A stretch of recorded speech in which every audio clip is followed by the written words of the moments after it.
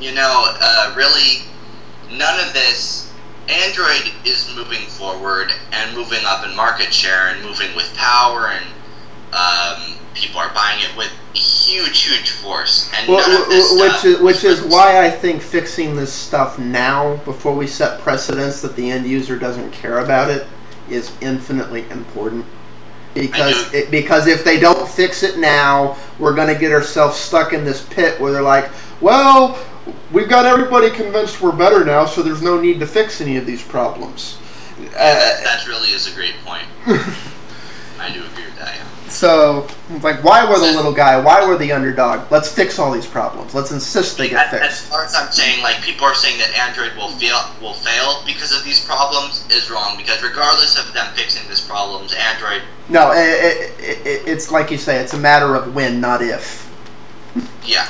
Okay, but yeah, they really should fix these problems. Even if they don't, Android will move forward. But I agree with you that it'll be a lot easier. Well, yeah, it's still in. If we fix them now, then that's gonna be the model on which the Android that takes over everything, is going to be built. If we don't, the Android that takes over everything is going to be built on with those flaws existing, and it'll be 10, 15 years before they get addressed. Anyone know, is there any new phone coming out that does not have any Sense UI, Moto Blur, any new phone that's coming out by some manufacturer that's stock Android? Not that's carried by Sprint, AT&T, or T-Mobile. T-Mobile's supposedly going to maybe carry Nexus ones, but probably not.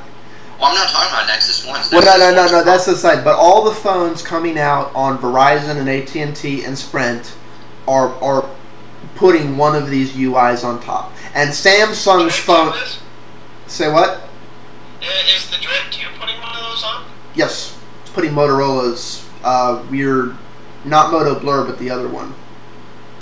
Ninja Blur? Yeah, I forget what it is. But no, it's not pure Android. It does have a secondary UI, and Samsung is doing the same thing. Yeah. See, that's the problem.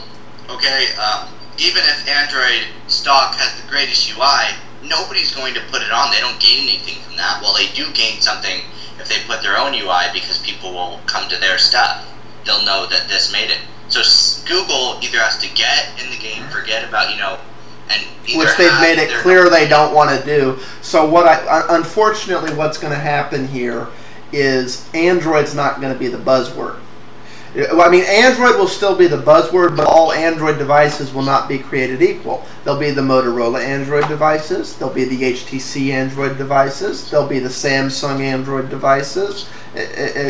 So it's one of the fracturing. But all that we need to keep the magic alive is just one device, or just a few devices that are good that come with stock UI, and that'll stop stock UI from completely it needs to, as long as it's good and someone's coming out with stock UI, it'll stay alive. But I don't see that happening unless a Nexus 2 is made or something. Well, yeah, well, that's why I didn't want the Nexus line to die. This isn't going to be a problem for Android apps because of the way that's being addressed. It's still going to be, it's not going to be I have to get another app for each Android device and yada yada. No, that's not. It's the same marketplace. It's the same apps for all these devices. It's not as splintered as people's done. It's just which UI the manufacturer thought was best, and of course they think theirs is best.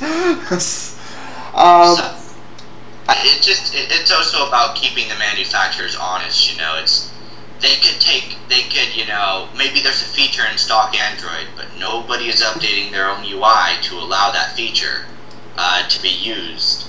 A UI feature. Well, no, that was the thing that annoyed me. It's like, as far as we can tell, because Mr. Bit's phone, he has an Evo, and it's been updated to 2.2. But as far as we can tell, and the 2.2, he doesn't have the native Android Wi-Fi hotspot. He has Sprint's Wi-Fi hotspot app that they charge $20 a month for.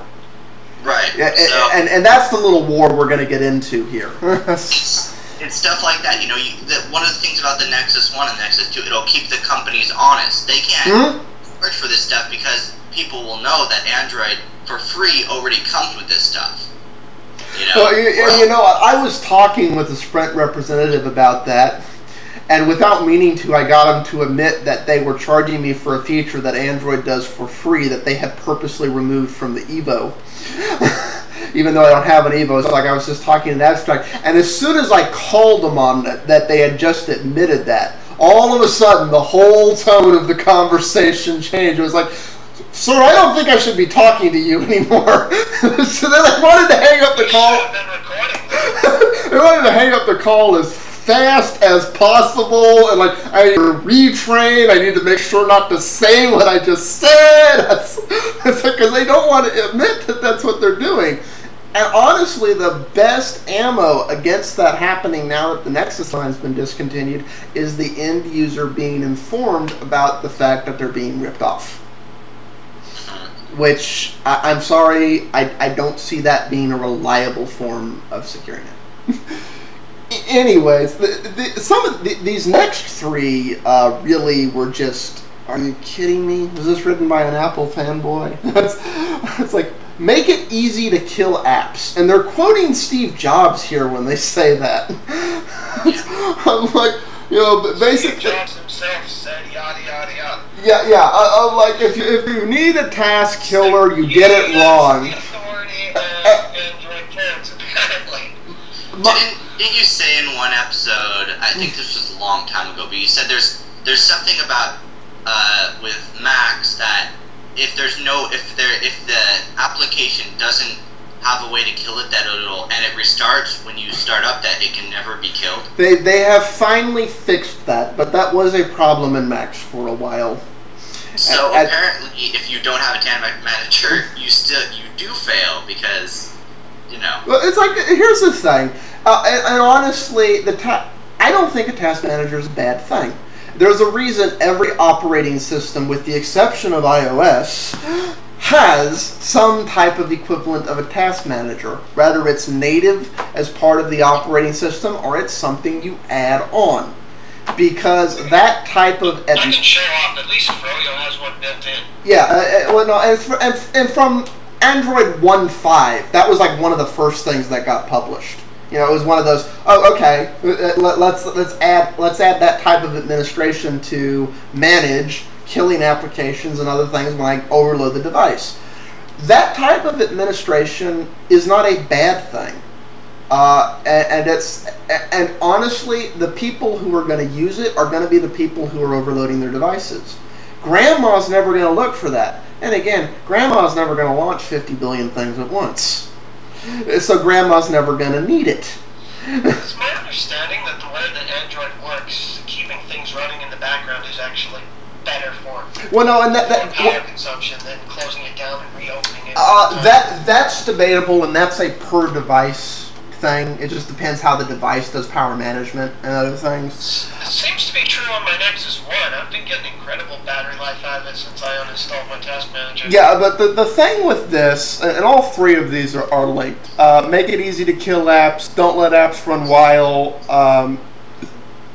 And cater to the attention deficit crowd. It's like all three of these are linked. Basically, what they're complaining about here is that Android lets all but true multitasking take place. They don't put what you can do in the background in any kind of box whatsoever. That's a good thing and the worst thing all at the same time. It's a good thing in that there is no preconception about what this device is supposed to do. It's left up to the developers and the end user. If I want to do these 8 things at once, and I'm the only person on the planet that wants to do these 8 things at once, I can do it. The downside to that is it requires developers to do their job. It requires developers to take an honest assessment of when this is in the background, what does it need to keep doing, what doesn't it need to keep doing. The better applications for Android, I've noticed, The developer actually took their time, and they went through, and they're like, and when it goes to the background, it doesn't keep using all the full resources it is in the front. A good example of that is actually the MediaFly. Any content producer who's using the MediaFly, some version of the MediaFly app to deliver their stuff, it's when it's in the background, the only thing running is the sound. It turns everything else off. It keeps the sound and the internet connection open to stay synced. And Pandora does that, and Android and other things like that. The better written applications do that. The downside is, because it's the wild, wild west, and it's free for all, and it's up to the developer to decide which those tasks are. If the developer doesn't get it down, everything keeps running in the background. So having the application in the background is the exact same as having it forward. I prefer that, because the strength of that is, if I wasn't thinking in the box that this developer is developing their app for, they're not prevented from developing their app. Which means problems can be solved in Android that even to this day cannot be solved in iOS. The downside is, if the developer didn't do their job right, and I'm not going to pretend there aren't a bunch of applications in the Android marketplace where this isn't true, then the application turns your phone into a laggy brick rather quickly. However, you will find these applications wind up with like 1-star ratings, and they have reviews in them that go, "Makes my phone lag like hell." It's very obvious which developers these are that aren't doing their job, and the cream very quickly rises to the top. So I think that's a better review process than going, we're gonna put everything in Android in a cage and hope we got the cage right. What do y'all think on that? Well, yeah. I mean, you have an open marketplace. If you don't get an app as soon as it comes out, just wait a little bit. People are going to review it. You're going to know. If you honestly wait to get an application and you actually read the reviews, you will never get a malicious app. Uh-huh. And you will always get a quality app, because you will always know beforehand, as long as you wait, that malicious apps usually don't last that long on any device. No.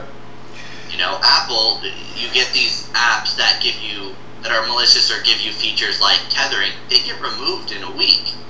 You know, these, if you just wait sometimes earlier. If you just wait a bit, referring to that flashlight app? Download a malicious app or one of those apps. I don't know which one he's referring to. Because of that. Well, no, it's like, and honestly, you don't even have to wait very long for reviews, because, I mean, often on my phone, I'm checking apps that are day of apps, and they've already got some genuine reviews. Some of them are obviously by the developers to spam review, but there's also some genuine reviews. And the other thing I like about Android is whenever you uninstall an app, it asks you why. And it's right there, 3 options. Why am I getting rid of this? Don't use it, don't like it, don't want it. You only have 3 options? Well, the default is 3. It's some devices have more, some have less. But it encourages you right then to there. If this is malware, if it's shitware, to basically go, it's shitware, blah, blah, blah, blah, blah, blah, blah. It's shit! Don't take it! It's like, you're encouraged right there when you're uninstalling it to say that. So, at the end of the day, yeah, I think that's much better.